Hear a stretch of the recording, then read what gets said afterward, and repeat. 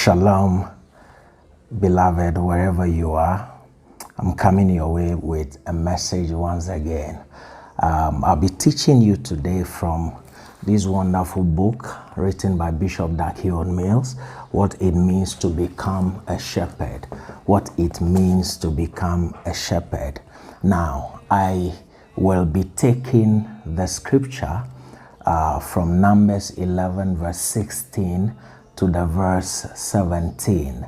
Numbers 11, 16 to 17. And it says, "And the Lord said unto Moses, Gather unto me 70 men of the elders of Israel, whom thou knowest to be the elders of the people, and officers over them, and bring them to the tabernacle of the congregation, that they may stand there with thee. Leaders are called to stand with a leader, not against a leader. And I will come down and talk with thee there, and I will take of the spirit which is upon thee, and will put it upon them. And they shall bear the burden of the people with thee, that thou bear it not thyself alone." That is Numbers 11 verse 16 and verse 17. Now, one of the most difficult things or assignment in life or tasks in life is to lead people. Now, the Bible teaches us, when we read the book of Exodus through Numbers, Deuteronomy, that Moses was used of God to bring out the children of Israel. But the Bible also makes sure we know that Moses had the most difficult time leading these people after he delivered them. So it is very difficult handling people. And even though God graciously gave Moses spectacular and sensational miracles, it still didn't make it easy for him. Now, the one thing the signs and the miracles did was to help him establish his authority over God's flock. And in spite of this, still the burden of leading the people was heavy on the man of God.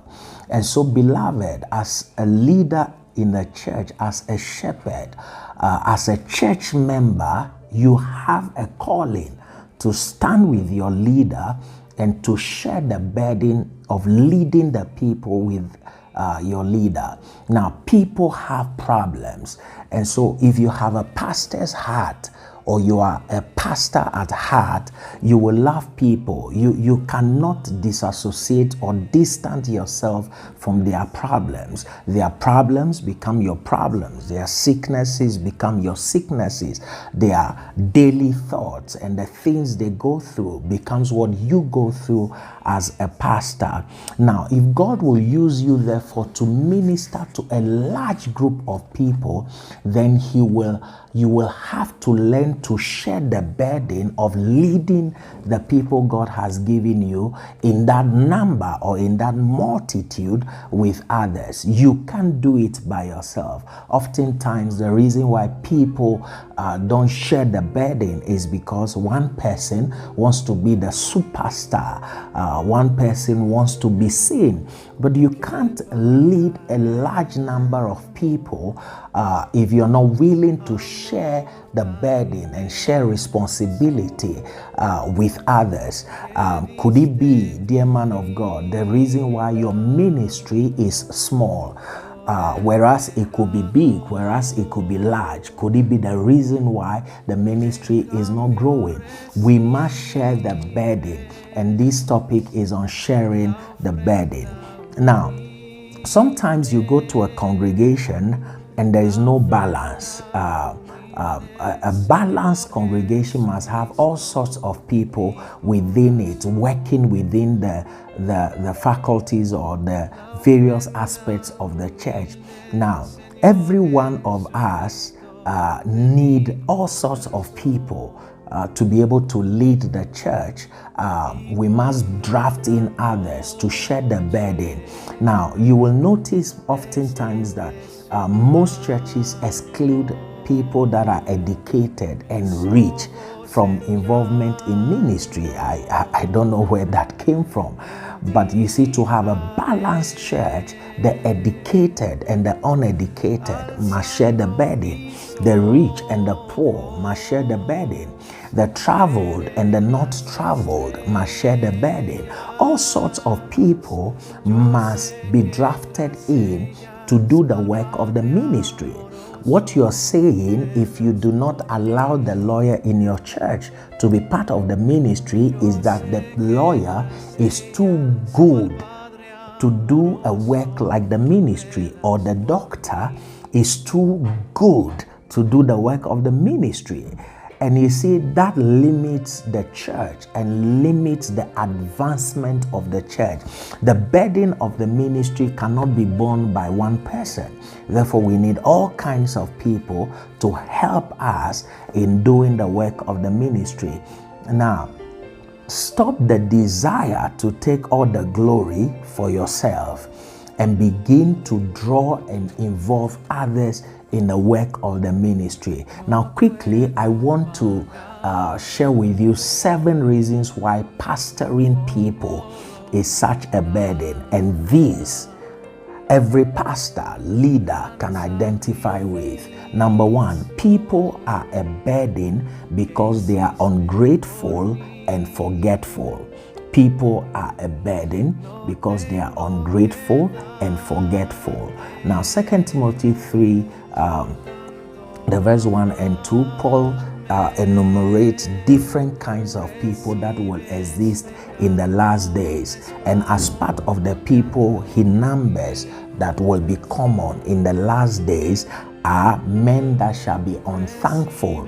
If you read 2 Timothy 3, verse 1 and 2. Now, if you can notice ungratefulness in people by the way they complain, by the way they grumble, by the way they murmur. Now, Moses led these Jews or Israelites out of bondage and out of slavery, and yet they never cease murmuring and complaining and bickering all the time against Moses. And Aaron even had at one point in time to make a golden calf to calm the people down.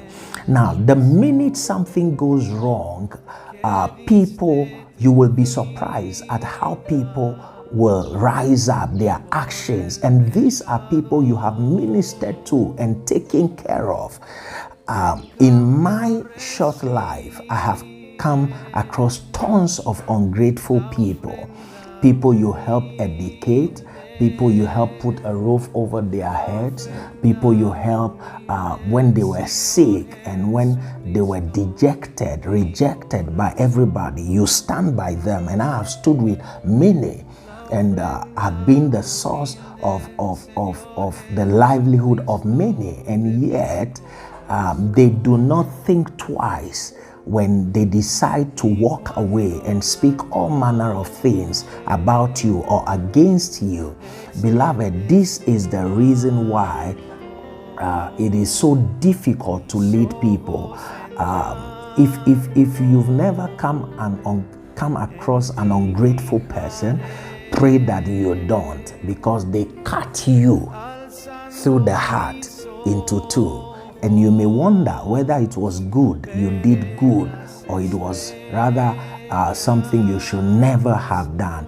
When you read 2 Chronicles chapter 32, the verse 25, the Bible said, "And Hezekiah rendered not again according to the benefit done him." Hezekiah was sick, near death. God came through for him, gave him 15 years.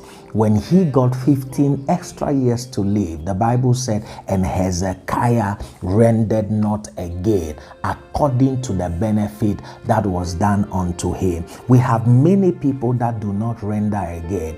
You raise them in the ministry. When you're raising them, they call you Papa, they call you Papito, they call you Baba, they call you all kinds of names. But the day they decide to walk away and call call somebody else a father, they forget all the good you have done for them. Beloved, in this broadcast or in this series on what it means to be a shepherd, I'm going to pick few topics from here, and I'm on sharing the burden. And there are 7 reasons why people is leading people or pastoring people is such a burden. And today, number 1, people are a burden because they are ungrateful and forgetful. I pray for you that you're not ungrateful. I pray for you that you're not forgetful, and that you remember who was with you and who helped you. You remember your pastor. Stand with him when he now needs you to share the burden. This is Reverend Raymond Tamakloe, Love Springs International Church. I'll come your way once again. God bless you. Baraka.